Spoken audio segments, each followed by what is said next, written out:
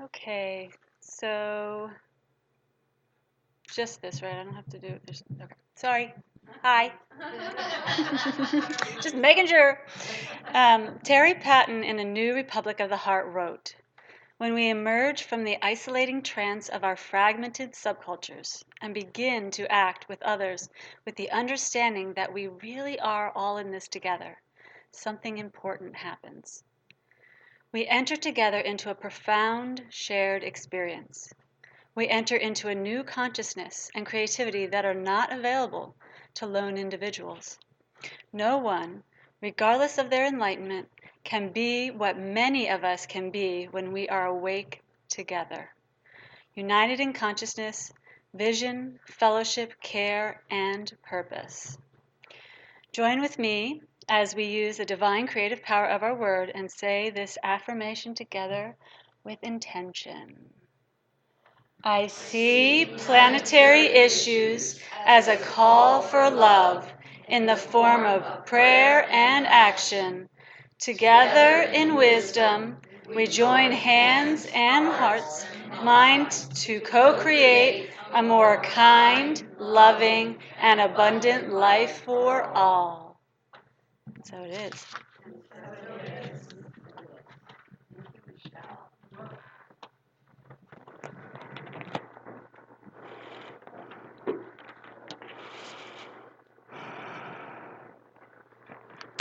I love that particular quote. It's so rich. You know what? I'm going to read it again because the content is so powerful.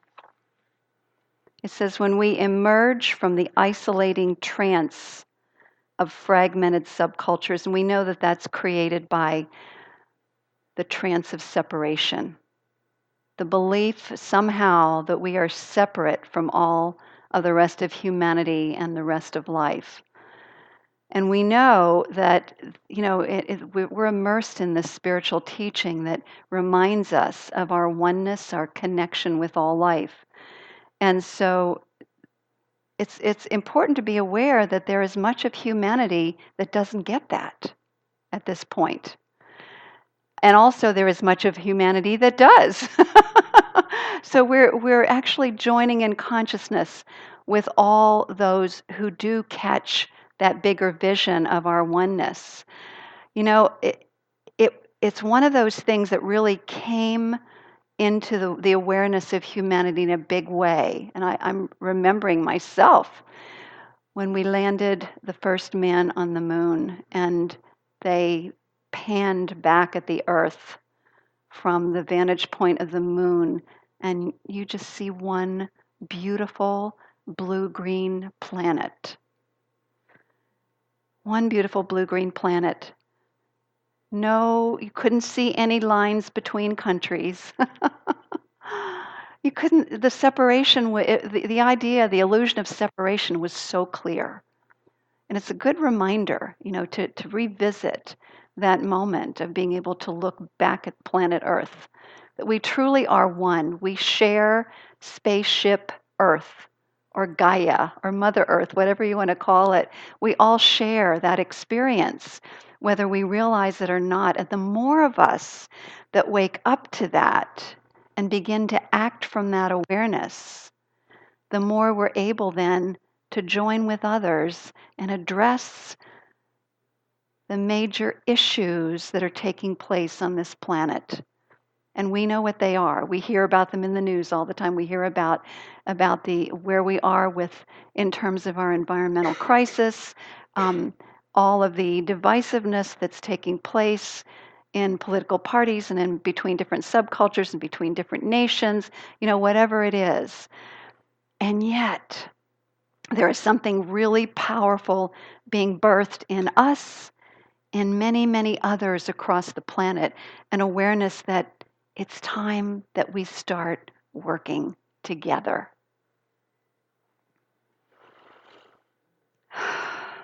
And that's what this beautiful quote is all about. When we break that trance of our fragmentation and we deepen into that sense of oneness, we realize that we are all in this together. and he says something important happens, and we know what that is. It's like, we're in this together. Let's start working together. Let's start acting like a functional family and start working together in communities. And he says, we enter together into a profound shared experience. We've experienced that here in this community, that profound shared experience of a community that loves one another, that has a common purpose to be the presence of love and co-create heaven on earth, that knows that it begins within us in the transformation of our own consciousness. So that when we show up in our families, when we show up in our community, when we show up in the world, that we bring that expanded awareness with us and the amazing potential that each one of us has within us, which is the very potential and power, the creative power and presence of God within us. The kingdom of heaven is within. That kingdom of heaven is the kingdom of God within each one of us. We are here as representatives of God on the planet. That's the profound experience. And it says we enter a new consciousness, we just talked about that, and creativity that are not available to lone individuals. This is talking about working as a collective instead as a lone wolf. Anybody try to do something all by yourself with no support from other people? Yeah. And how much easier is it to do it as a collective, to do it with others? Very powerfully profound. And so it says that no one, regardless of their enlightenment, can be what many of us can be when we awake together, united in consciousness, vision, fellowship, care, and purpose. If we just hold the purpose of being the presence of love, co-creating heaven on earth, a world that works for everyone, then that is broad enough so that it envelops each one of us, no matter what our particular gifts and talents or our own call is. It includes every single one of us. So with that in mind, I want to take a look at one of the things that the trance of separation does and why it's so important to really get out of that pattern. Diversity is an amazing thing. We've been talking about that this year, about how amazing and awesome and enriching diversity is. One of the things that happens in the trance of separation is that ability to see the beauty of diversity is lost. And instead, people look upon one another who are different from them with suspicion and fear and feeling like they're being threatened. And we see that happening in this world, and we know that it is really time to move beyond that and to realize how enriched we are by our diversity. At the corporate level, they know that. I remember Dan has this process that he used to do, and he still has some of the hats all left over, all the different colors of hats, right, Dan? Something that he did when he worked in the corporate world with showing people why diversity is so important. People wearing different hats, in other words, different perspectives. When you bring that to the table, the creativity is so much more enriched rather than having everybody who thinks the same. We know that we are so enriched by the biodiversity of the plant and animal kingdom, and we're beginning to wake up to the importance of protecting that. So this diversity, whether we are in different religions or whether we are in different ethnicities or different cultures or different nations or whatever it is, when we wake up to the beauty of that diversity, the richness of that, and we begin to work together and bring all of that diversity and those creative ideas together, something really magical happens. And we see that. I actually saw that. I know Candace and I saw that. Dan and I have seen that at the World Parliament of Religions, bringing that amazing diversity together, sometimes 7 to 10,000 people at a time from all the different world religions who are there to share their diversity and also to work together on all the major planetary issues, which is what is happening now. It's powerful, powerful.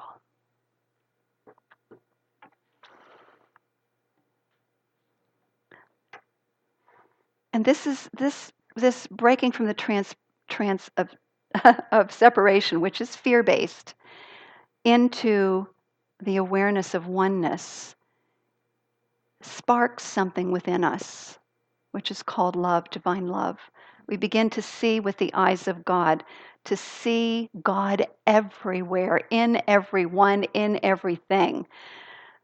And Holmes puts it so beautifully. This goes back to the love your neighbor as yourselves, which is a teaching from the great master teacher Jesus. Holmes says, when we let the love that is within us go out to the God who is in all people and the divine presence that is in all things, then we are loving God with all our heart, with all our soul and mind, because we are recognizing that the spirit within us is the same spirit that we meet in others.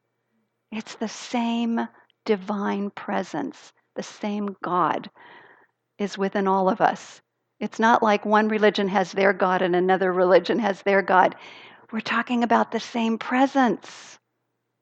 And that is so evident if you begin to hear people from different cultures and different religions, particularly the ones who are the mystics, share their experience of the divine. It's the same divine presence as articulated by different cultures. So this yearning that we feel within us, this yearning to make a difference, this yearning for community in which we can experience trust and love and a sense of purpose.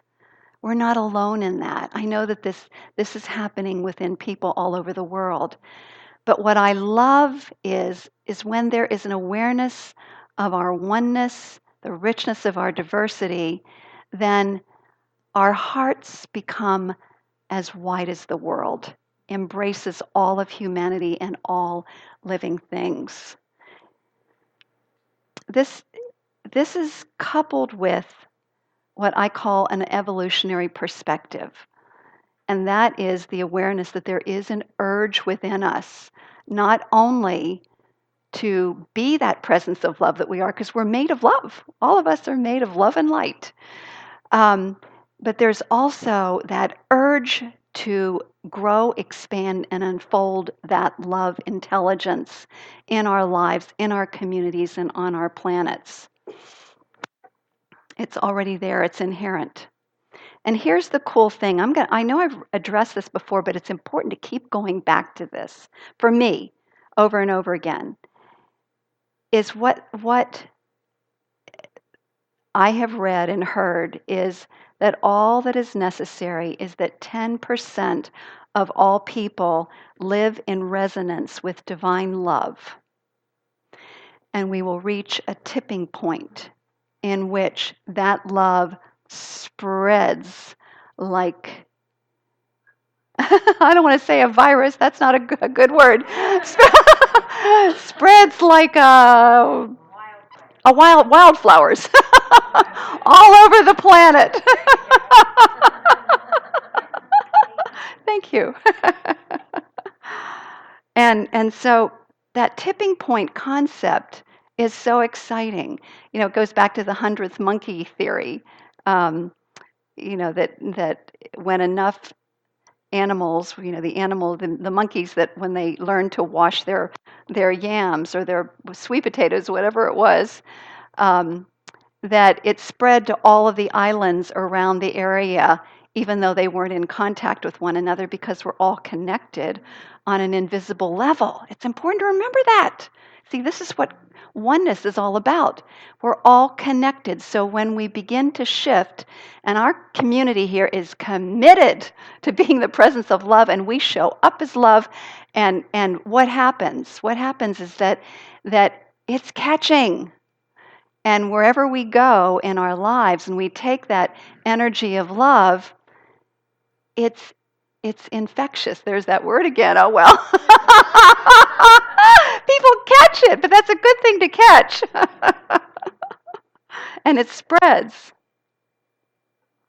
We were noticing, we were down at the beach this last week, and we were noticing how somebody was noticing in our group that as people were walking by, how they're on vacation, how sad everybody looks. And there was just an awareness that of how much our smiles, our love, our joy is really important to wherever we are, to people around us. It really does make a difference. So Terry Patton calls this commitment to being a vibration of love. He calls this a republic of the heart. He says that when we make this commitment, it makes us brothers and sisters of a new republic of the heart. It's like a new nation without borders that we all belong to, which is lovely. And this shift is a shift from the addiction to being a consumer to an embrace of love, heart-centered social action. Heart-centered social action, and whatever that looks like for you. Heart-centered social action or engagement, which is what my title is today, Heart-Centered Social Engagement.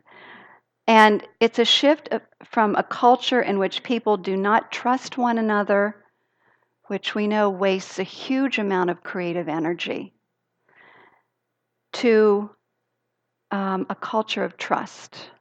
A culture of trust. And it begins with our own communities, our own families, our own communities.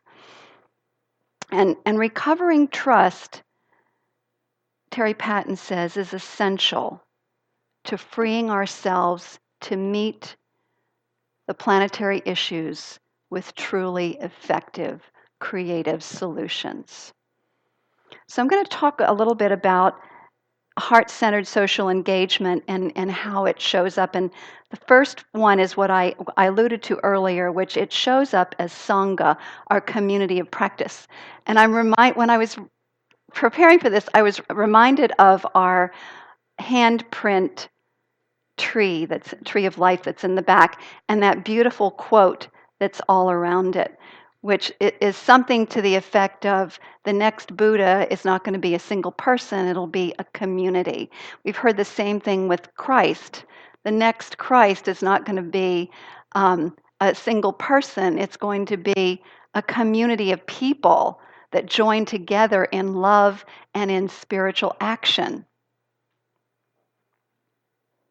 So heart-centered social engagement then comes from beginning to form a Sangha or a community of practice that fosters the awakening of the heart to love, trust, creativity, and service. Service, heart-centered social engagement or service. And it calls forth the sage in all of us. It calls forth the sage. Each one of us are the divine presence in person.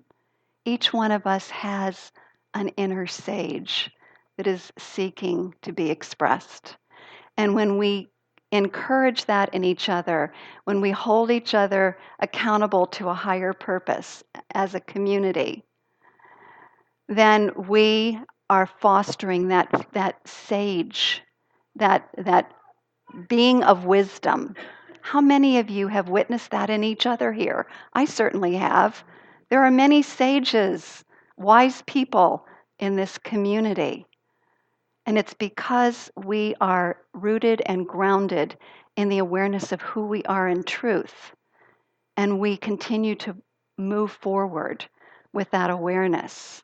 our studies, our spiritual practice, our conversations with one another are all for that purpose of awakening to the inner sage and bringing forth our gifts and talents. And there's something about, again, being in a community where we hold ourselves accountable to that on some level. So that and even with our so called human foibles, we realize that it's okay because we continue to move forward. We continue to move forward. And so we're kind with ourselves and kind with one another in this process. So that's the Sangha, or the community of practice.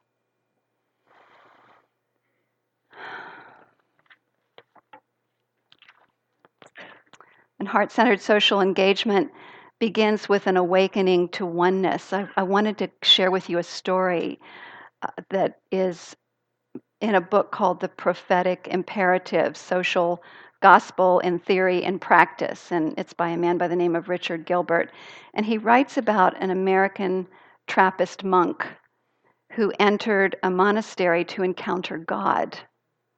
He decided he'd escape the world, go into a monastery, and have his encounter with God.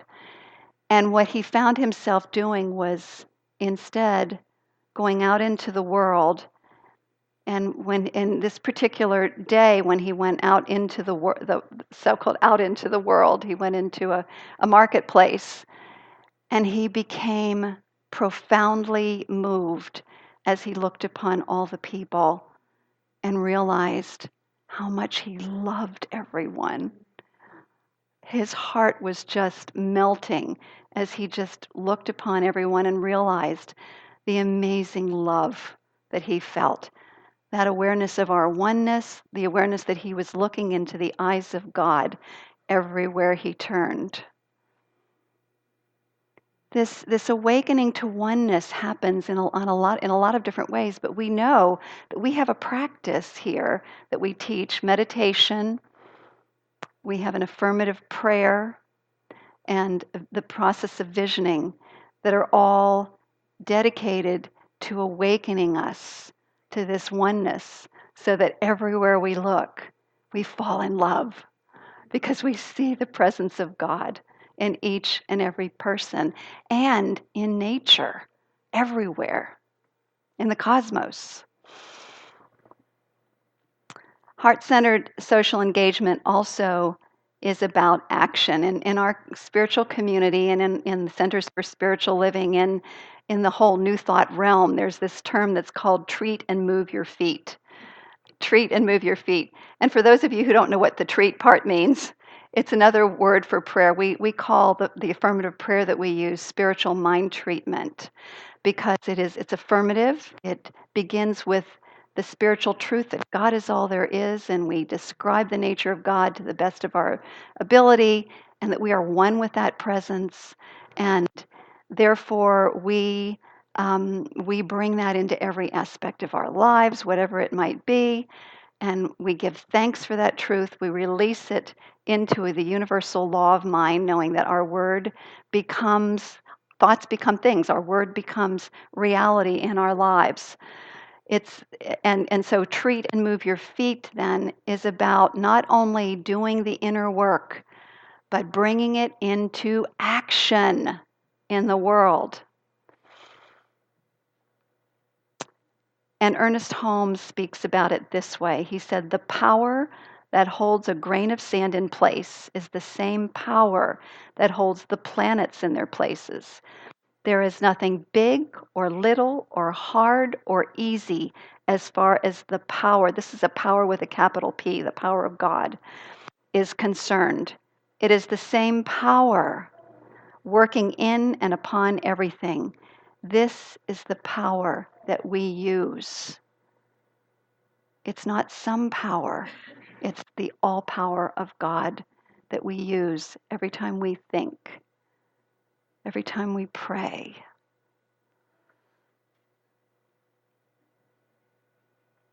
Social engagement is also about working with other groups. So it's working with each other, but it's also learning to work across groups, across different organizations. Um, our in the book, he talked about how many of us notice that people who are in power, whether it's political power or corporate power, whatever, exercise their power with ease and grace. If they want a sidewalk or something, or their roads redone, they call up their local senator and it gets done. And the truth is that we all have this power. We just don't know it. We have the power of our word. We have the power to write letters. We have the power also to gather in community and gather with other communities and bring that power to bear to initiate change. We have that, but it's important that we harness it and use it for good. So, dialogue between subcultures and other communities is important to bridge the divides, the cultural divides, and to access collective wisdom and to re-knit together again our social fabric. I love the concept that I offered last week of transpartisan conversations.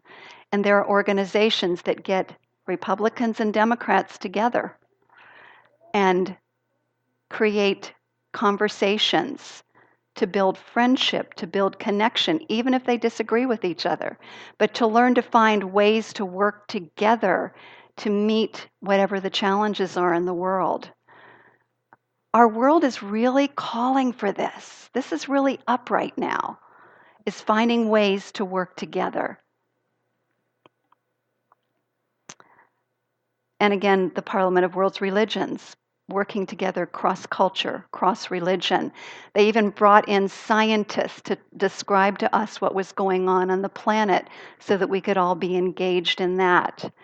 And people like Jane Goodall and others who are not necessarily part of the various religious communities, bringing in people from all the different disciplines. So it's important, there are three basic categories of thought or whatever that you could call it on the planet: the evolutionaries, the innovators, and the there's one more. Uh, Evolutionaries, the the what? Okay. Anyway, there are three different groups. But here, and it doesn't really matter that I do all three, but the important point I want to make is that each one has a certain viewpoint, a certain perspective. And from that perspective, there is limitation, no matter how broad a person thinks that they are thinking. And so when we join together with other viewpoints, we're able to see something from another perspective that we might not have been able to see it. So this is what we were talking about before. So that's why there's a great effort now to bring all of these different disciplines together to begin to come up with creative solutions. Environmentalists, innovators, evolutionaries, and environmentalists. Because often they're in conflict with each other. But when there's a great effort to bring them all together. So then there's also heart-based social engagement unifies us. And this is one of the concepts that I think is really powerful for me, is when we focus on social justice work, it can be divisive, focusing on opposing others and leading to a sense of otherness, difference, anger, and despair. But heart-centered, love-based engagement focuses on what we are for. What we are for. It has a unifying property to it. So again, it's about working with others instead of bumping into each other. And so it's about engaging, listening, and working on solutions. Theodore Parker says that the arc of the moral universe is long and it bends toward justice.